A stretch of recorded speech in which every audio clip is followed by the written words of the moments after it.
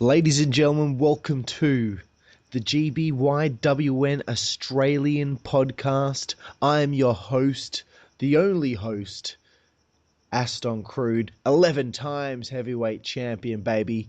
And here today, I have a very special guest for my first interview on the GBYWN Australian podcast. And this man is someone that I've known since 2002. This man is a former GBYWN Australian Tag Team Champion, XCW Tag Team Champion, WZWA Tag Team Champion, probably the best tag team wrestler there's been in Australia's history. For backyard wrestling, that is, anyway.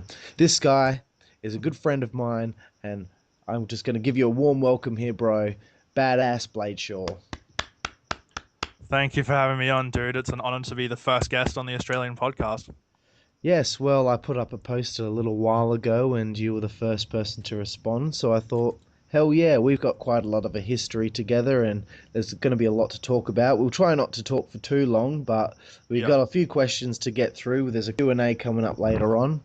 But basically, for those out there that are listening to this or,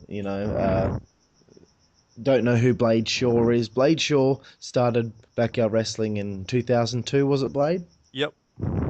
He joined XCW, and so for those out there who aren't aware of what XCW is, it was just our little backyard wrestling federation that we had in Western Australia.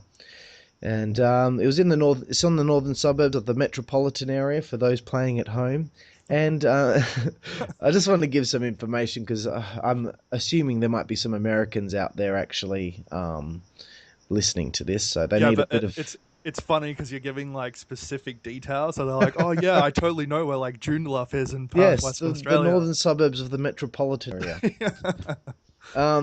Anyway, Blade, you joined XCW in mid to late 2002. Yep. And you came along with your friend Luke. And I just wanted to know, looking back, if you can remember, when you first joined, you had all the XCW boys there, all the originals that were there, had been there since day one. They're a tight-knit group. We're all friends from high school. How was it trying to fit into a group like that? Really hard. I mean, when I first came across XCW, it was this thing that John was doing, like a local Perth wrestling community website or whatever, or forums. And like I kind of talked to a couple of the guys on there, but like it was really difficult to make friends, I think, for quite a long time. So it was pretty much like me and Luke doing our own little thing. And then eventually I kind of started to talk to a few of the guys that got a bit more comfortable. I guess MSN Messenger is a beautiful thing back in the day. Yeah, I remember you and me talking a lot like about music back then. But yeah, like I think maybe you and John were like probably the only two people I really spoke to. Oh yeah, and Bob Bonner never had MSN. No. Well, and for those playing at home, that's Diffuser. He never really went on MSN. So yeah, I can see why me and John would be the ones that you would probably talk to most. But yeah, a lot of people, that came into the group, after the fact, like you and Luke, and guys like James O'Mac, Acid Rain, a lot of those guys didn't last too long. I guess maybe because they didn't fit in. Do you feel, that was the case with Luke, your best mate?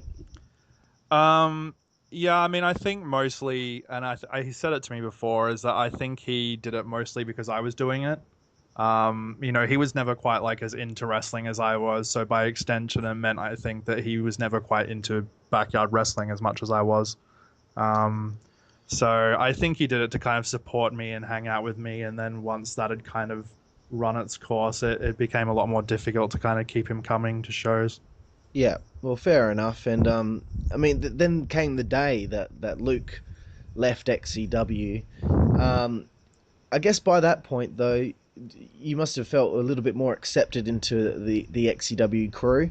And when you first won the XCW Tag Team Championship with the O Factor, I think that was like kind of a point where you could say this is showing that Blade has now been accepted into this group. Yeah, well, I mean, like up until that point, I'd kind of paid my dues over the course of the previous year. And I didn't win any matches unless it was like facing Luke or something. Which is pretty Um, much it. Yep. yeah, so like I think you're right in that fact. It was kind of like a bit of a coming of age moment. Now, Blade, some other things I wanted. I mean, I don't want to harp on XCW too much because the WZWA is the federation that's in the GBYWN. Yep. But I just wanted to give people a bit of a backing story of your early years in backyard wrestling. Yep. So, we head into late 2004, no, early 2004, Christmas Chaos 3. In my opinion, this was probably your biggest test to date, where you faced Australian Backyard Wrestling Hall of Famer Johnny V in one of the marquee matches on the card. Just think back and tell me about your memories of that and the pressure you were under to really come up with the goods on the day. Well, I remember you and me had talked previously, and it was the build up to the fact that I was going to turn heel because since I joined XCW, which at that point was what 2 years now.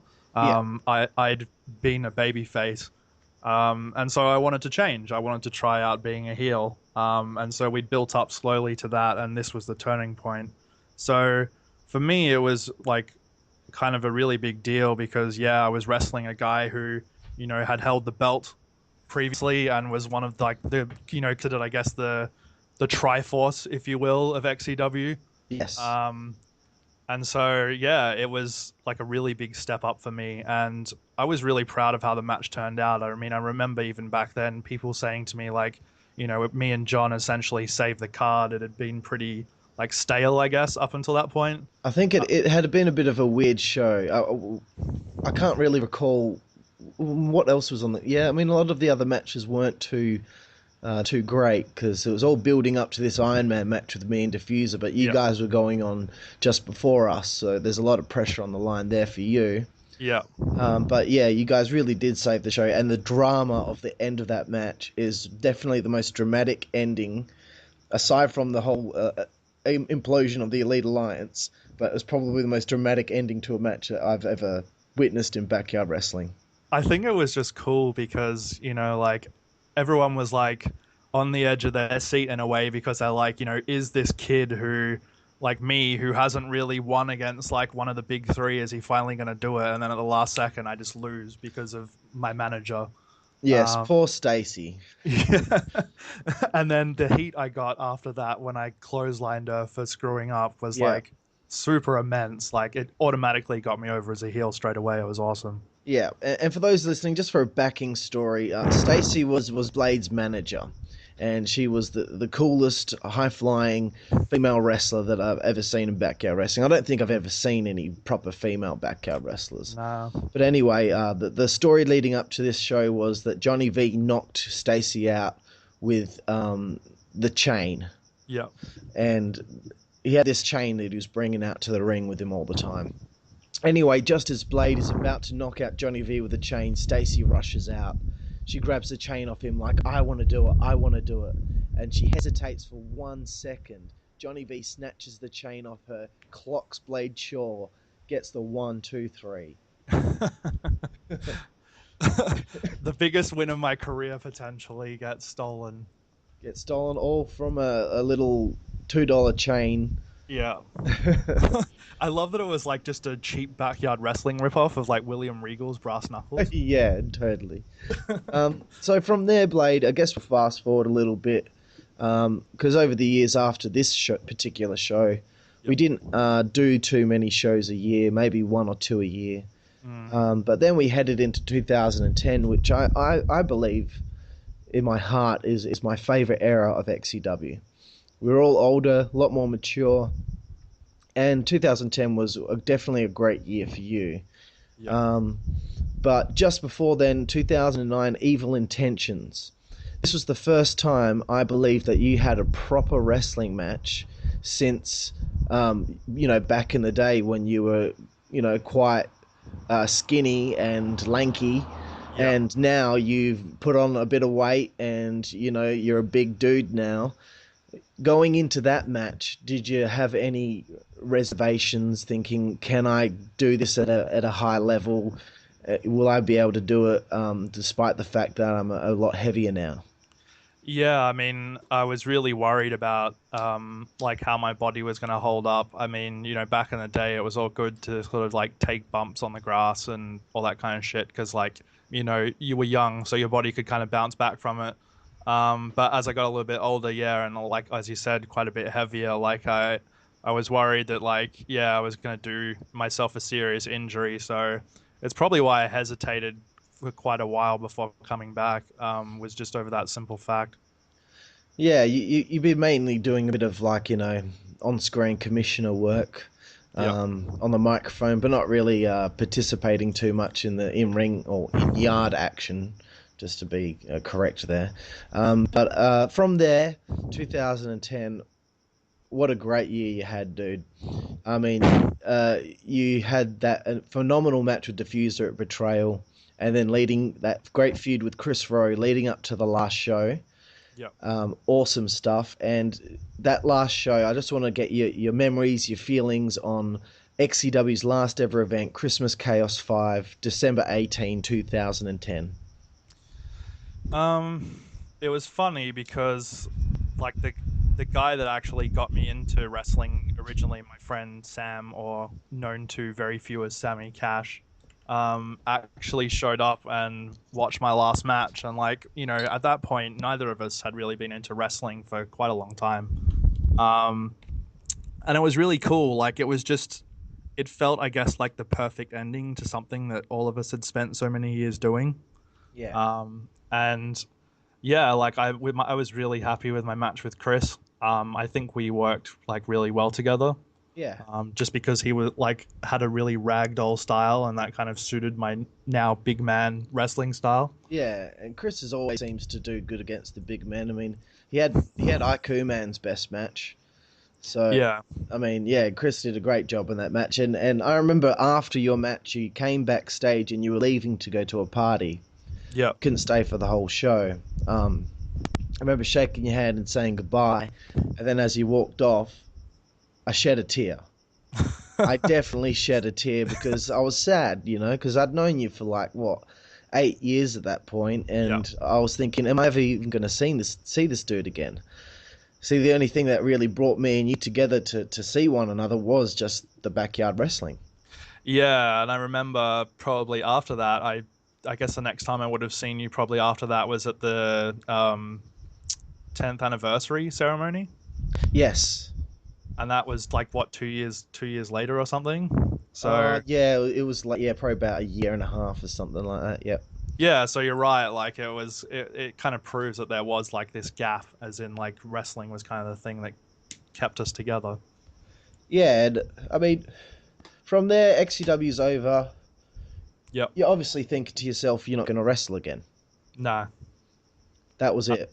Yeah, I would like after XCW, I was like, yep, I'm done. Like I really enjoyed it and it was fun, but like I just didn't see there being anything like that again. Yeah, and I mean, at that point, I went into pro wrestling, Yeah. so I thought that was definitely my last backyard wrestling match. Yeah. Who would have thought that we're at the point that we're at now? Yeah. So, It's crazy. so let's get on to some WZWA talk. Excellent. Okay, so Blade, I want to know before I ever ask the question, Yep. how long had you been watching WCWA? How interested were you? And why the fuck didn't you ask me earlier, hey man, I'd like to come in and have a few matches? um okay, I'd probably been watching WZ before you asked me. I'd probably been watching for about 6 months maybe. Yeah, And I'd been going through the back catalog and I was watching like yeah, just pretty much most of the stuff that you guys were putting out. yeah, Um, and yeah, I was really impressed. Like I was impressed with the Elite Alliance storyline. I was impressed with the quality of the matches, the setup. Like everything was just like so much more closer to professional than we like ever got with XCW.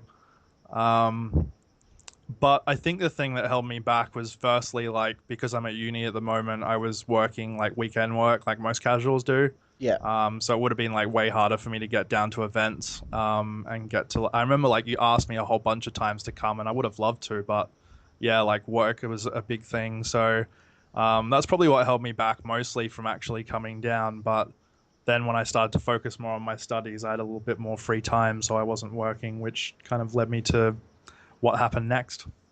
Yeah, well, the story goes, I was trying to think of a finish for this big fatal four-way match that we were having in 2014's Hard Time 3. Yep. And it was me, Alex Stone, Dan Zeppelin, and Dark Ice. And I needed to find a way to screw Alex Stone over. And it just popped in my head. I was laying in bed, girlfriend's next to me asleep, I'm wide awake, and I'm just thinking for about an hour and a half of this grand idea. Blade Shaw could be the insurance policy of the Elite Alliance. And I think it was the next day. I was like, dude, I got an idea. What do you think? So, what were what was your first reaction? When you first saw that pop up on Facebook? Hey, man, this is my idea. It's really funny because and I don't want it to sound corny, but it will. Is like like right time, like right place sort of thing. Yeah. I wasn't working. I'd been watching the product and thoroughly enjoying it for quite a long time, and so when you pitched me this idea, it was perfect because I think it was probably the only way that I would ever come back, like would have come back to backyard wrestling. Um, it just it gave me a way to come back that I could know that like I was going to be involved in a big way, and that's like a really special feeling. It kind of strokes the ego of like wrestlers. We all have it, even backyard wrestlers. It's all egotism, Yeah. to a degree. Well, if you're going to come back, you wanted to make an impact, and you certainly did, dude. That was my favorite debut of anyone. Because you came along, I told you to wear your glasses. It looked like there's no way you're looking for any action. I just let everyone know, oh, this is Blade Shaw, used to wrestle in XCW. Try to play it off like it was no big thing. I was just checking out the show. Yeah. And then, yeah, you make your debut. You waltz out in your leather jacket, your Ray-Bans, and yeah, wipe Alex Stone out of that chair. And so from there, I mean, your first match, Luke Manette. Monet. I don't even know how to pronounce his surname. Yeah, I know, right?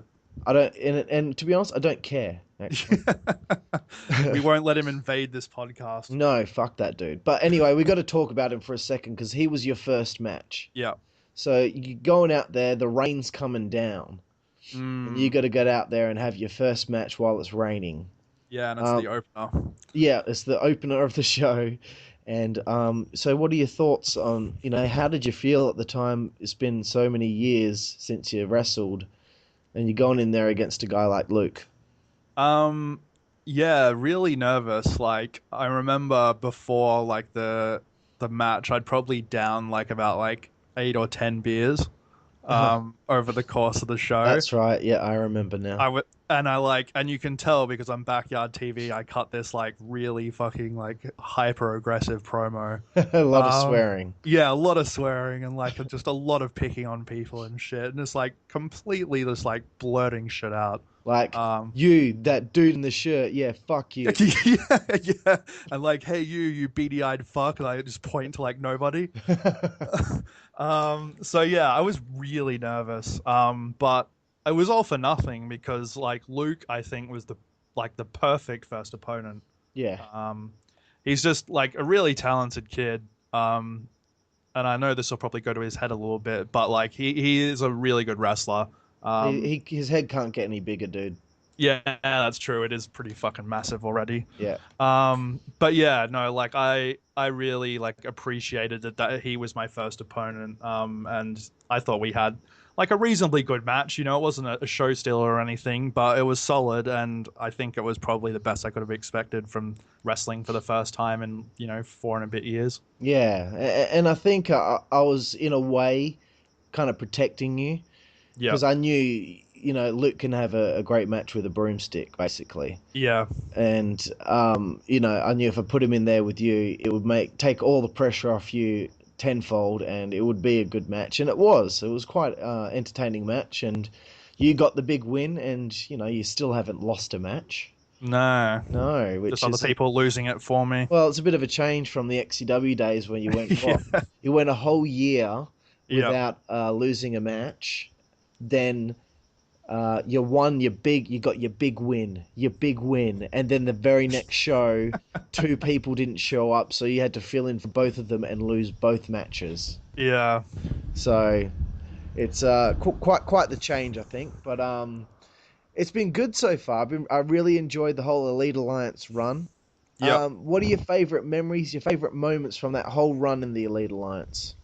Okay. There was a debut, obviously. We already touched on that. That was probably my favorite.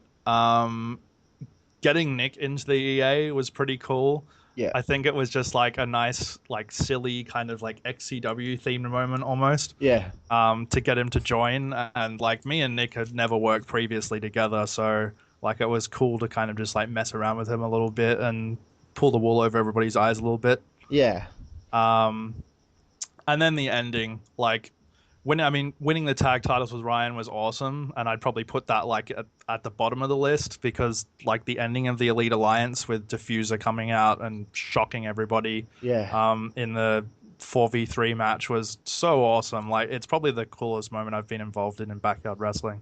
Yeah, man, that was such an incredible moment. I am so proud of it. Yeah. So let's talk about that tag team that you had with Ryan for a Yep. minute here. What was it like working with Ryan? I mean, your previous partner was O Factor, which has gone back, to 2003. But now you're working with Ryan, and I thought you guys were a great tag team. How was it working with guys like the franchise, working with guys like Brandon Cage and Steel Kemsley, and all the other guys in the tag division? Um, I mean, it's funny, like with the mention of the O factor quickly, is just like it was a completely different dynamic to what it was with Ryan.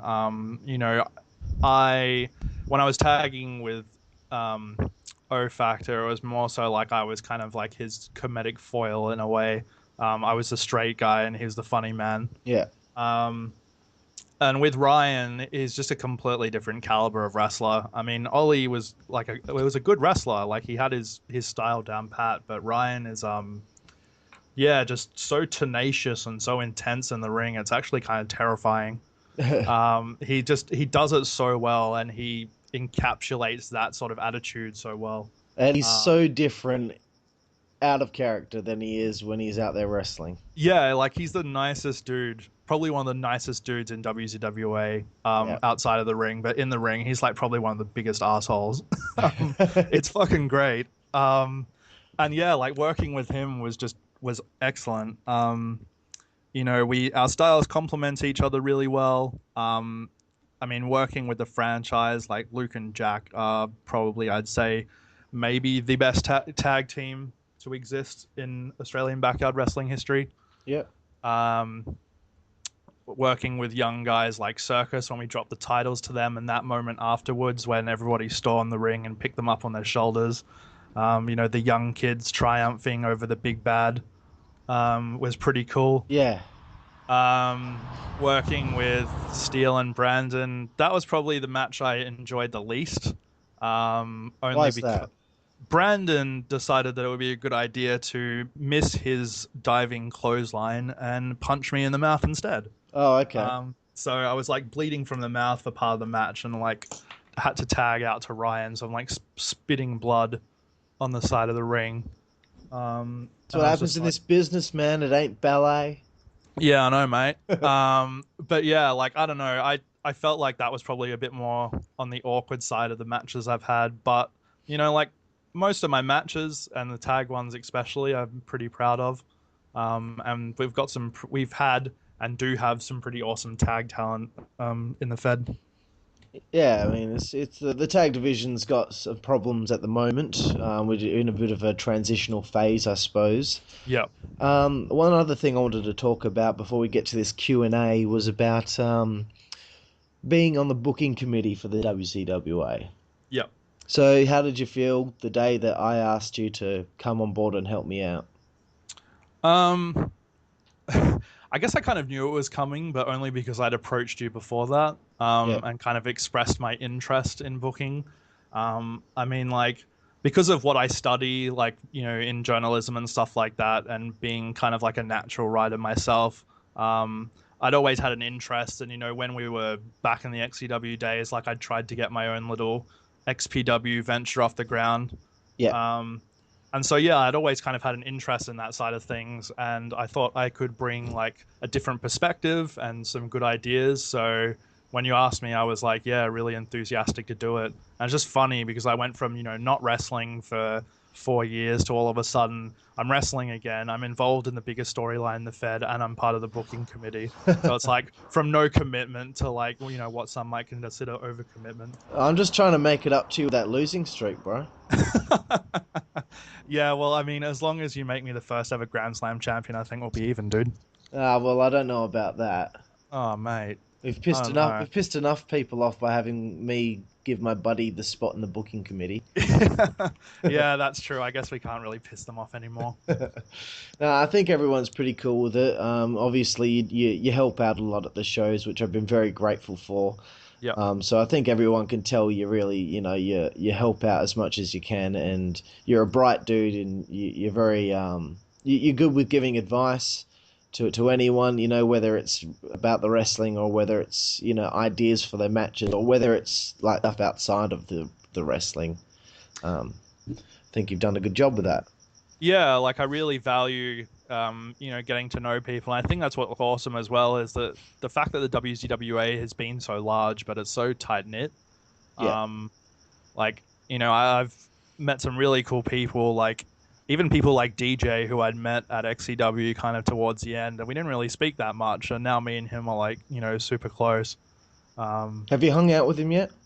Oh, no, you fucking yeah, asshole. I know, right? Oh, he on the car ride the other day back from the show, he was giving you 1-4.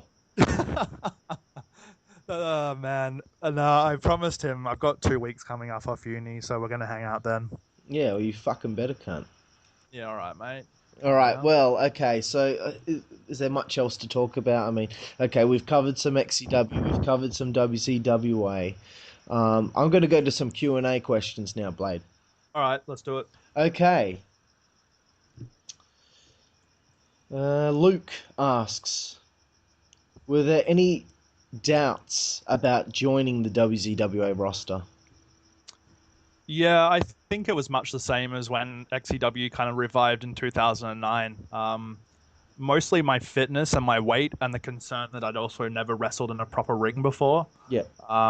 That was a bit daunting, like just because it's obviously so much different from wrestling on grass and mattresses, especially in terms of logistics. Like, was I going to be able to run the ropes, and all that kind of stuff? So, yeah, it was a bit daunting, but now I feel incredibly comfortable wrestling in a ring.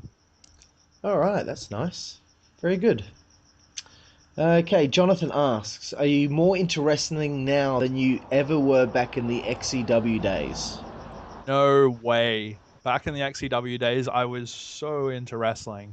Like, holy shit. I was like reading ProWrestlingScoops.com like every day in class. I was like into like e-fedding, if anybody knows what Oh that God, is. you did E-Feds? It's just Yeah, so much work. I was super into it, dude. I think I told you about this before, but yeah, I was like super into it. Awesome. Um, Now I and remember, yeah, it was quite intricate, the whole thing. Yeah, I was involved with like a whole bunch of them. I was doing like three e-feds at once or something. It was Fucking ridiculous. hell, man. Like, Yeah, I would spend a lot of my like free time doing that shit. so so basically you just traded E-Feds for World of Warcraft. Yeah, pretty much. And so yeah, it's like and then obviously watching wrestling as well. So there's no way that I'm as into it now as I was back then. I mean, I watched WrestleMania yesterday, and that was probably the first time I'd actually been like super psyched to watch wrestling in like 10 years probably. Yeah. So yeah, but WrestleMania was awesome, so I'm hoping I'll start getting back into it. Okay. What else is there? Okay, Chris asks, will we see Blade Shaw become a wrestling journalist? Hmm. I'm actually impressed that he remembered what I study. Um, I don't know. I mean, if the opportunity was there, that'd be really cool. I mean, I'd love to get into entertainment journalism in some form, whether that's wrestling or something else. Yeah, that'd be sick. John asks, what promotion have you promotion? What promotion have you enjoyed being a part of more, XCW or WCWA? That's too hard How to answer. difficult is that to answer, dude? Yeah, it's really hard. To use an analogy that I've heard you use before, I think it's like out comparing apples and oranges, really. True. Um, they're both similar and also not similar at the same time. Correct. I honestly can't choose. They're both great. Yeah, both got cherished memories in both federations. Absolutely. Okay, I'm trying to find some other questions here that aren't stupid questions. Okay, Dan Zeppelin asks your proudest moment in wrestling. Um,